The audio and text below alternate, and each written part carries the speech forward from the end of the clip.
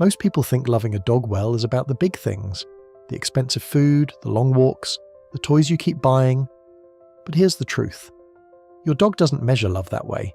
Science doesn't either, because there are a handful of small moments that happen inside your home every single day that shape how your dog feels about you more than anything else. And here's the part most people don't realize. You're already doing them, just slightly wrong.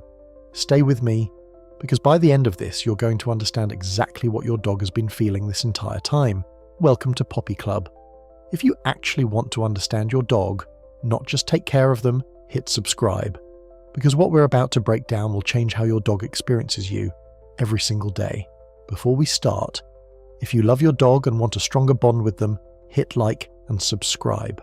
That's how we get this to more owners who don't even realize what their dog needs from them. Let's get into it. 1. Hold eye contact, but most people break it too fast. Have you ever noticed your dog looking at you, and then you look away? That moment, you just cut something off. Because when your dog holds eye contact with you and you hold it back, your bodies sync in a way that almost sounds unreal. A 2015 study found that when dogs and owners share soft eye contact, both experience a rise in oxytocin, the same hormone that bonds a mother to her child, same chemical, same effect. But here's what makes this crazy. They tested wolves raised by humans.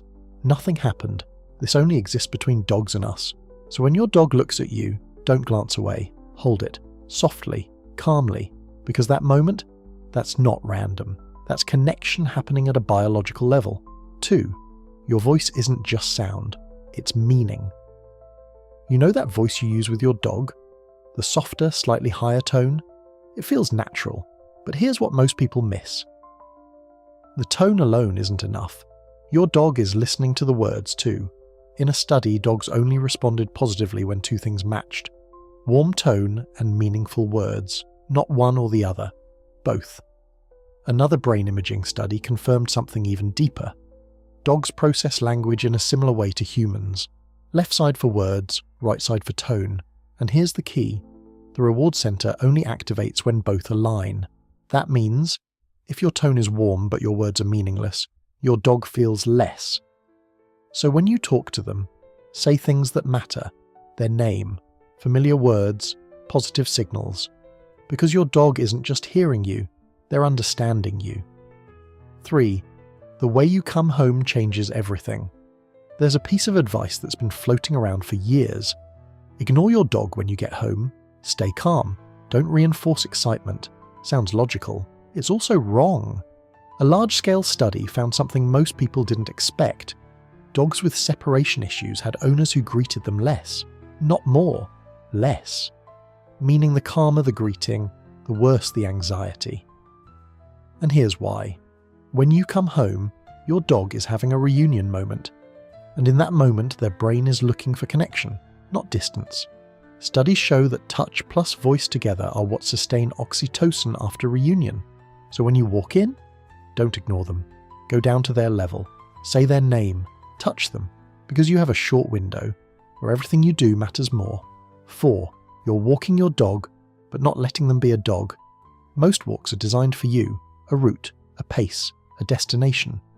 But to your dog, that's not a walk. That's being escorted because your dog doesn't walk to move. They walk to explore, to read the world through scent. In one study, dogs allowed to follow their nose freely became more optimistic. Not just calmer, more optimistic. Same walk time, different experience, because sniffing activates reward systems in their brain that structured walking doesn't. So here's the shift. At least once a day, let them lead. Let them stop. Let them explore.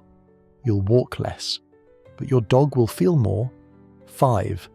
Let them win. This one changes everything. There's a belief that you should always win games like tug of war, because if your dog wins, they'll become dominant. That belief was tested and proven wrong. Dogs who won didn't become harder to manage, but something did change. They became more engaged, more focused, more connected. And here's the part that matters even more. How you act during play affects their stress levels. Warmth equals lower cortisol, tension equals higher cortisol. So it's not about control, it's about connection. Let them win sometimes, let them feel capable. Because that feeling builds confidence, and confidence builds trust. 6. 3 minutes before meals that change your dog's brain. Here's something most people never try. Before feeding your dog, train them for 3 minutes. Simple commands, clear feedback, because in one study, dogs showed the same brain activation for praise as they did for food. Some even preferred praise. Think about that. Your approval can matter as much as feeding them, but only if you use it consistently. And here's the difference. Reward-based training leads to calmer, confident dogs.